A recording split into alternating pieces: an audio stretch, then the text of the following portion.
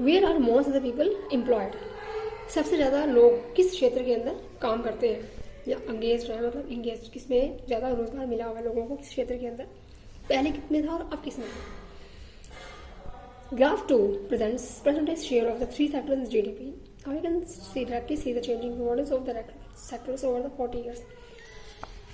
73-74 से लेकर 2013-14 तक का जो ग्राफ आपके सामने दिखाई दे रहा है, आप देख रहे हो बच्चों, इस ग्राफ के अंदर आप कितना चेंजेस देख सकते हो कि पहले आपका ये प्राइमरी सेक्टर है और अब प्राइमरी सेक्टर का में कितना फर्क आ गया है, कितने लोग वहाँ से कितने कम रह गए हैं, मतलब कितना कटौती हुई है, कितना कम हो गया ये सेक्टर।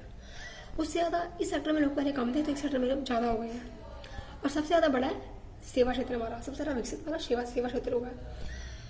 सेवा क्षेत्र के अंदर लोग अपने आप को में ज़्यादा काम इसलिए करते हैं जिनके पास कोई काम नहीं होता है ज़्यादातर, या फिर कोई लोग अपना व्यवसाय चुनते हैं, अपना व्यवसाय करते हैं, टीचर हैं, डॉक्टर्स हैं, इंजीनियर्स हैं, एडमिनिस्ट्रेटर्स हैं, या अपनी दुकान चलाते हैं, या स्ट्रीट होकर ही है, चाहे कोई रिपेयरिंग का भी काम करते हैं, वो सब सेवा क्षेत्र के अंदर आते हैं। तो ये लोग अपनी मर्जी से कार्य करते हैं। जो लोगों के पास कोई एजुकेशन नहीं होता या कोई फैसिलिटी नहीं होती, या कोई बैकग्राउंड नहीं होती, पैसा नहीं होता, एजुकेशन नहीं होती, तो वो फिर छोटे मोटे काम करके भी अपना जीवन निर्वाह करते हैं। चाहे वो स्ट्रीट होकर हो, चाहे छोटे मोटे शॉपकीपर हों, या रिपेयर करते हों, तो वो सब सेवा क्षेत्र के अंदर आते हैं। तो तब से अब तक ज़्यादा सेवा क्षेत्र के अंदर लोगों की कितना, आप देख लो फर्क कितना ज़्यादा है कि सेवा क्षेत्र के अंदर लोग ज़्यादातर क्यों जाते हैं, किन कारणों की वजह से वो सेवा क्षेत्र में जाते हैं, या प्राइमरी सेक्टर से निकल कर सेकेंडरी सेक्टर में क्यों जाते हैं, ताकि उन्हें बेहतर थोड़ा सा माहौल मिले, अच्छा सुख सुविधाएँ मिले, थोड़ी सी ज़्यादा अच्छी उनकी इनकम बढ़े, और उनका जो काम करने के घंटे भी इसमें फिक्स होते हैं। अगर कोई सर्विस करता है आप देखते हो उसके घंटे निश्चित होते हैं, एक निश्चित रकम भी मिलती है, कुछ अच्छा वातावरण भी मिलता है काम करने के लिए। या फिर जिन लोगों के पास पैसा होता है वो अपना व्यवसाय खोल लेते हैं, अपना व्यवसाय खोलते हैं, अपनी मर्जी से कार्य करते हैं। तो उनको सुख सुविधाएं ज़्यादा चाहिए, फैसिलिटी ज़्यादा चाहिए, अच्छी रकम भी चाहिए, कार्य के घंटे भी कम हो, मेहनत भी ज़्यादा ना हो। तो इन वजह से लोग प्राइमरी सेक्टर से निकल कर और सेक्टर्स में ज़्यादा जाते हैं। तो इन 40 सालों के अंदर इतने अंतर इसीलिए वजह से आए हैं, उनके काम के चुनाव की वजह से, या अपने पैसे की वजह से कि वो कौन सा कार्य कर सकते हैं। पैसे वाले कोई इंसान है तो वो बिजनेस खोल सकता है, नहीं पैसे वाला एजुकेटेड है तो वो नौकरी कर सकता है। अब नौकरियाँ भी लिमिटेड होती हैं, नौकरियाँ भी कैसे निकलती हैं, तो उन्हीं में इतनी ही सीटें होती हैं जैसे उतनी ही लोग कार्य कर सकते हैं, तो इसलिए सेवा क्षेत्र में लोग जाते हैं।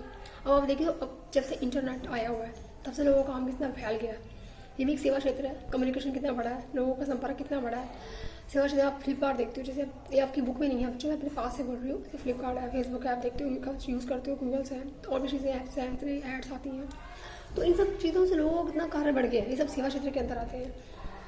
इनसे कितने लोगों को रोजगार मिला है, जो यहाँ कार्य करते हैं, लाखों लोग, उनको रोजगार मिला है। जिनको जो माल डिलीवरी करते हैं उनको रोजगार मिला है। इनके अंदर कितने लोगों को रोजगार मिल गया। यूट्यूब पे लोग वो बनाते हैं, वीडियो आप देख लेते हैं, बनाते हैं, ये भी रोजगार, ये भी काम मिला हुआ है। तो ये भी एक तरह से मतलब कम्युनिकेशन के अंदर आता है, तीसरे क्षेत्र में आता है, सेवा क्षेत्र में आता है, तो ये भी काम है। फ्लिपकार्ट देखो आप, और भी ऑनलाइन ट्रेड होता है, कितना ऑनलाइन ट्रेड होता है, तो ये भी सेवा क्षेत्र के अंदर आता है। मतलब ये सब चीज़ें आने से लोगों को रोजगार मिल गया। कई लोग ऐसे इनके पास कोई काम नहीं होता तो इनके जरिए भी वो काम करते हैं। इन वजह से भी लोग अब सेवा क्षेत्र के ज़्यादा अग्रसर हो गए हैं।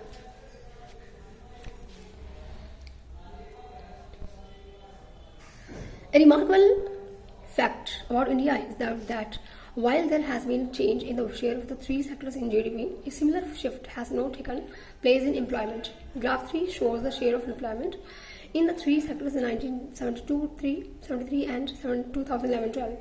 The primary sectors continues to be the largest employers ever now. Primary sectors.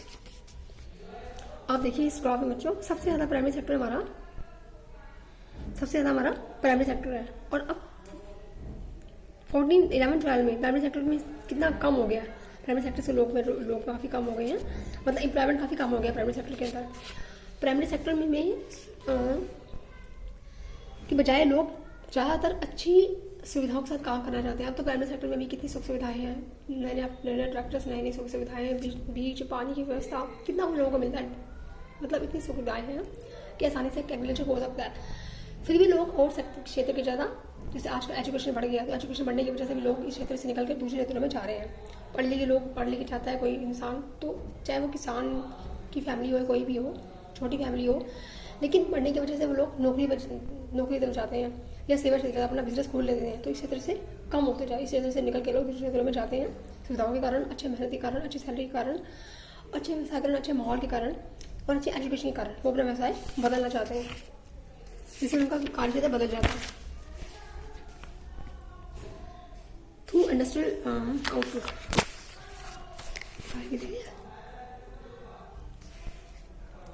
Why didn't a similar shift out of primary sectors happens in case of employment? It is because not enough jobs were created in the secondary and tertiary sectors. One. Through industrial output or the production of goods went up the more than 9 times during the period. मतलब ज़्यादा क्षेत्र जो लोग थे जो हमारे private sector में वो क्यों ज़्यादा थे? सिर्फ इसलिए कि सेकेंडरी सेक्टर में या और सेक्टर में नौकरियाँ नहीं थी या जॉब्स नहीं थे या कोई वैकेंसीज नहीं थी। जैसे आप देखते हो कि कंपनीज वगैरह होती हैं या कंपनीज होती हैं या कोई टीचर स्कूल्स हैं, हॉस्पिटल्स हैं, जो भी हैं, तो उनमें लिमिटेड होती है सीट्स, लिमिटेड डॉक्टर्स आ सकते हैं। स्कूल में टीचर्स भी लिमिट्स होती हैं, उनकी भी लिमिट होती है। और कंपनीज में भी एम्प्लॉयर्स की लिमिट्स होती है। लेकिन प्राइवेट सेक्टर में जितने मर्जी लोग आ सकते हैं, उनकी लिमिट नहीं होती। तो क्या इस वजह से लोग प्राइवेट सेक्टर में ज़्यादा है कि वहाँ पर वैकेंसीज नहीं है, वहाँ पर जगह नहीं है? जहाँ सुख सुविधा तो है, लोग सैलरी अच्छी है, सब कुछ है, लेकिन वहाँ पर लिमिट है, तो इसलिए लोग इस तरफ नहीं जा सकते हैं। बहुत कम लोग थे उस तरफ, लेकिन अब इस सेवा क्षेत्र का विस्तार हो चुका है। कंपनी में आपको जॉब नहीं है आपके पास, तो और बड़े सेवा क्षेत्र फैल गए हैं। इंटरनेट की वजह से भी काफ़ी काम फैल गया है, जिससे आप और भी काम कर लेते हो। ऑनलाइन ट्रेड आप करते हो, जिससे आपको ना तो एजुकेटेड होने की जरूरत है और ना ही आपको अपना बिजनेस खोलने की जरूरत है, ना ही आपको इतना पैसा इन्वेस्ट करना पड़ता है। आप घर बैठे बैठे कितना काम करते हो। तो ये क्षेत्र भी ऐसा आ गया जिससे बहुत लोगों को रोजगार मिल गया, जिसमें बिना इन्वेस्टमेंट किए हुए, बिना कहीं जाए आप घर बैठ के कितना पैसा कमाते हो और अपना व्यवसाय अपना काम करते हो। तो इस फील्ड में आकर इस क्षेत्र में भी लोग कितना काम करते हैं, कितने लोग इस क्षेत्र में आ गए हैं। सेवा क्षेत्र बहुत पनप गया है, तो ज़्यादातर लोग सेकेंडरी सेक्टर में और सबसे ज़्यादा लोग अब सेवा क्षेत्र में हैं।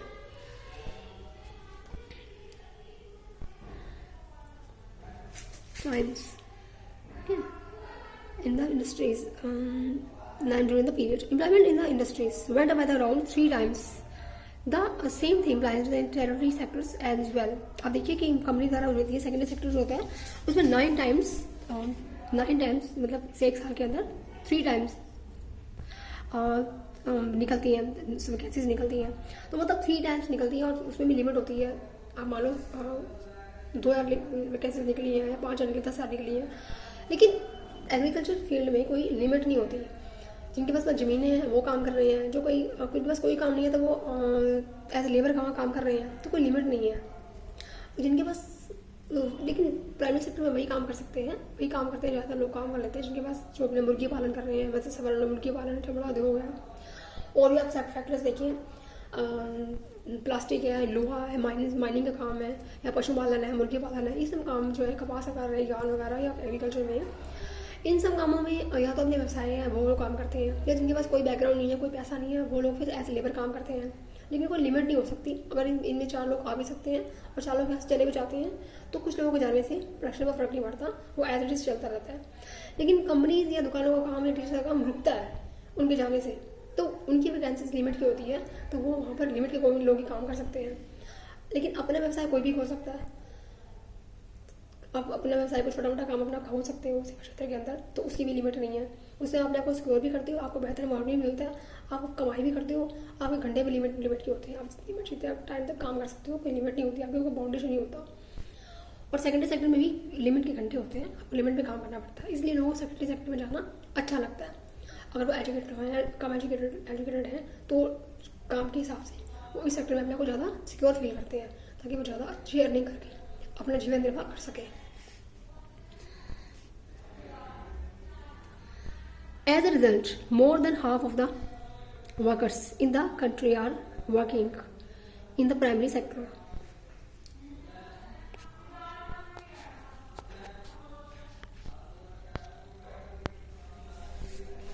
As a result, more than half of the workers in the country are working in the primary sectors. इसलिए जरूरी है कि ज़्यादा से ज़्यादा, आधे से ज़्यादा लोग प्राइमरी सेक्टर में काम कर रहे हैं, क्योंकि उनके पास काम नहीं है, उनके पास अपॉर्चुनिटीज़ नहीं है, कोई मौका नहीं है, कोई बैकग्राउंड नहीं है, पैसा नहीं है, उनके पास एजुकेशन भी नहीं है उनके पास, तो इसलिए वो इस फील्ड में काम करते हैं, हाफ से ज़्यादा का लोग। हमारे देश में तो मोर देन 60% लोग प्राइमरी सेक्टर में काम ही करते हैं, लेकिन अब ज़्यादा लोग सेवा क्षेत्र में आ गए हैं।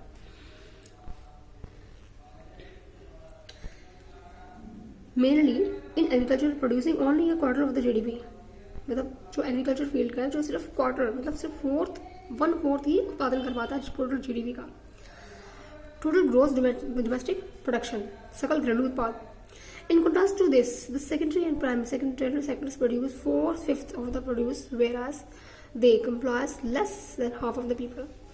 जबकि सेकेंडरी और टर्टियरी सेक्टर जो है वो टोटल प्रोडक्शन का 4/5 भाग प्रोड्यूस करता है, जबकि उनके पास less than half of people, उनके पास आधे से कम लोग होते हैं, क्योंकि ज़्यादा लोग एग्रीकल्चर फील्ड में है, प्राइमरी सेक्टर में है, उनके पास कम लोग हैं, फिर भी वो प्रोडक्शन ज़्यादा कर रहा है। प्रोडक्शन मीन्स उनके काम की जो कीमत है, जो उनका वैल्यू है, टोटल वैल्यू जो है उसको मिलाया जाता है।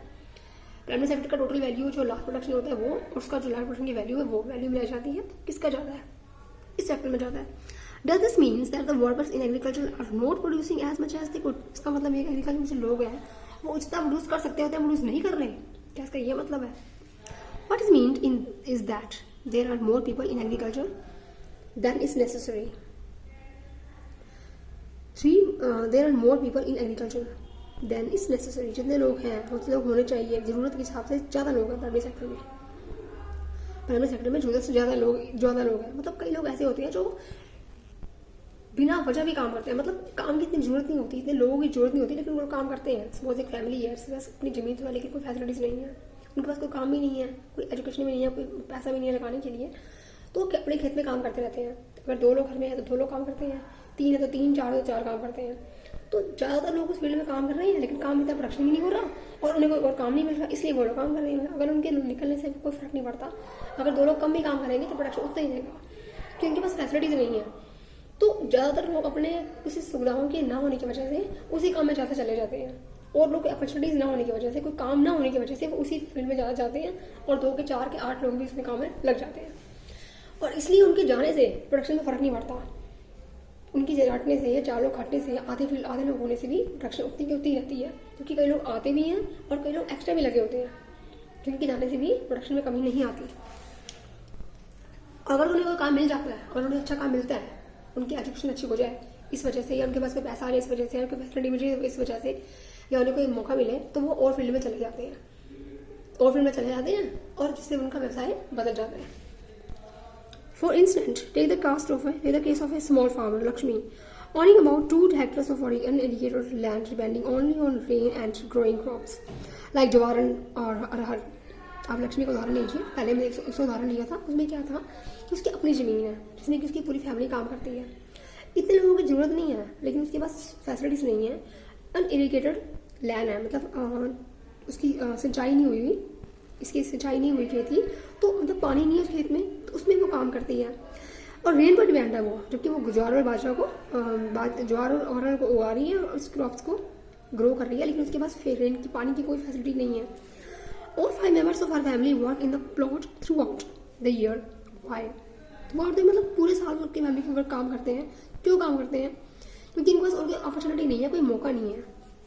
They have nowhere else to go for work. You will see that everyone is working, none remains idle. But is actual fact their labor effort gets rewarded. उनका जो लेबर श्रम है, जो उनका श्रम एफर्ट होता है, जो प्रयत्न होता है, वो जो बढ़ जाता है, मतलब उनमें जितनी भी पोटेंशियल होता है, जितनी भी इनके अंदर योग्यता होती है वो बढ़ जाती है, कम आके जाती है उनकी योग्यता। Each one is doing some work but no one is fully employed. हाँ, हर कोई काम करता है उनकी फैमिली में, हर वर्ग काम कर रहा है, लेकिन उनके काम में क्या होता है कि उनको हर कोई रोजगार नहीं मिला होता, उनको वो रोजगार नहीं कर रहे हैं, उनको रोजगार नहीं मिला, वो सिर्फ अपना मतलब खाली जैसे दूर करना होता है, खाली एक तरह से जैसे लगे हुए हैं बस काम करने में, ना तो उनको कमाई हो रही है, ना उनको कोई एजुकेशन हो रही है मिल रही है, ना फैसिलिटी मिल रही है, ना उनकी कोई अर्निंग हो रही है, लेकिन वो क्या करें, उनके पास कुछ करने को नहीं है, रोजगार नहीं है, तो वो एक तरह से इस रोजगार में लग जाते हैं। किसी भी तरह की फैसिलिटी ना होने के बावजूद भी वो खेतों में काम कर रहे हैं, क्योंकि और कुछ करने को नहीं है, फैसिलिटी नहीं है, पैसा नहीं है, इसलिए। This is the situation of under employment. Under employment means एक तरह से वो बेरोजगारी ही है, उसको बेरोजगारी ही कहा जाएगा। Unemployment, under employment all are same. इसका मतलब बेरोजगारी की तरह ही काम कर रहे हैं वो, काम की जरूरत भी नहीं है, उनके ना होने से काम भी काम हो जाएगा, उतना ही काम होगा, उनके लगने से भी उतना ही काम होगा, और उनका काम पूरा भी नहीं होगा, बल्कि क्योंकि उनके पास कोई फैसिलिटी नहीं है, फिर वो काम में लगे हुए हैं, कुछ करने को नहीं है, चलो हम यही करते रहते, करते तो रहे, कुछ ना कुछ करते रहे, तो ये बेरोजगारी की समस्या ही आ जाएगी, क्योंकि उनको कमाई नहीं हो रही है। अगर वो हट जाते हैं तभी उनकी कमाई अगर सो रही है तो सो ही है, वो बढ़ भी नहीं रही, तो फिर वो लगे या ना लगे बराबर है, इसलिए वो बेरोजगारी पे जाएगी। This is a situation of unemployment where people are apparently working but all of them are made to work less than their potential. अपने श्रम से, अपनी योग्यता से कम वो काम कर रहे हैं, मतलब उनको जो कर सकते हैं उनको मौका नहीं मिल रहा, तो वो यही काम में लगे हुए हैं, कमा नहीं रहे हैं, बस काम कर रहे हैं, तो बेरोजगारी की तरह ही है वो। This kind of underemployment is here in contrast to someone who does not have a job and is clearly visible as in unemployment. इनके पास काम नहीं है, कोई जॉब नहीं है, तो वो एकदम से बिल्कुल बेरोजगार दिखते हैं, बिल्कुल वो। Hence it is also called disguised unemployment. Now supposing a landlord, अब आप एक लैंडलॉर्ड को सपोज कीजिए, एक मकान, एक जमीन का मालिक है, Sukhram comes and hires 1 or 2 members of the family to work on his land. एक व 2 व्यक्तियों को अपने खेत में या अपनी जगह पर ले लेते हैं काम करने के लिए, सपोज अपने साथ काम करने ले जाता है। लक्ष्मी's family is now able to earn some extra income through wages. अब लक्ष्मी के घर के 2 मेंबर्स ज़्यादा काम करते हैं, लक्ष्मी के घर के मेंबर्स जो है फैमिली से उसकी ज़्यादा काम कर रही है, तो और इनकम उनको आ रही है। Since you do not need 5 people to look after that small plot, 2 people moving out does not affect production in their farm. जो पहले लोग काम करते थे, 4 या 5 लोग काम करते थे, अब वो लोग कम हो गए, 2 लोग चले गए, तभी प्रोडक्शन में फर्क नहीं पड़ रहा कि पहले कौन सी प्रोडक्शन थी, पहले कौन सा काम हो रहा था, वो सिर्फ ऐसे काम चला रहे थे, तो उनके जाने से प्रोडक्शन पर या काम पर कोई फर्क नहीं पड़ता, वो और किसी काम में चले गए, उनको उनकी इनकम अच्छी होने लग गई। In the above examples, 2 people may move to work in a factory. Once again, the earning of the family would increase and they would also continue to produce as much from their land. अब क्या हो गया कि 2 people may move to work in a factory. 2 लोग काम करने factory में चले गए, एक बार फिर the earning of the family की अर्निंग्स जो ज़्यादा हो गई, बढ़ेगी अर्निंग्स, और उनके प्रोडक्शन में भी कमी नहीं होगी, जो लैंड से पहले वो काम कर रहे थे वो आज भी वैसे का वैसा होता रहेगा। There are lakhs of farmers like Lakshmi in India. Lakshmi की तरह हिंदुस्तान में काफ़ी लोग हैं जिनके पास अपनी जमीन तो है लेकिन फैसिलिटी नहीं है, वो काम नहीं करते, बेरोजगारी की तरह जी रहे हैं, पूरी की फैमिली लगी हुई है, फिर भी ना प्रोडक्शन हो रहा है ना फिर कमाई हो रही है। तो जो लोग उनमें से पड़ गए या किसी तरह अच्छे बड़े से मिलने में चले गए, किसी दुकान पर लग गए या किसी काम पर लग गए, तो वो अर्निंग अच्छी कर लेते हैं, अर्निंग अच्छी हो जाती है उन लोगों को, और उनके प्रोडक्शन में फर्क नहीं पड़ता, और धीरे धीरे उनका व्यवसाय बदलता जाता है, तरक्की होती जाती है, जिससे वो इस काम से निकल कर और क्षेत्र में चले जाते हैं, और किसी तरह किसी लोगों को तो पूरा परिवार चला जाता है और वो लोग पनप जाते हैं, और इस तरह से वो क्षेत्र भी पनपता है पूरा का पूरा।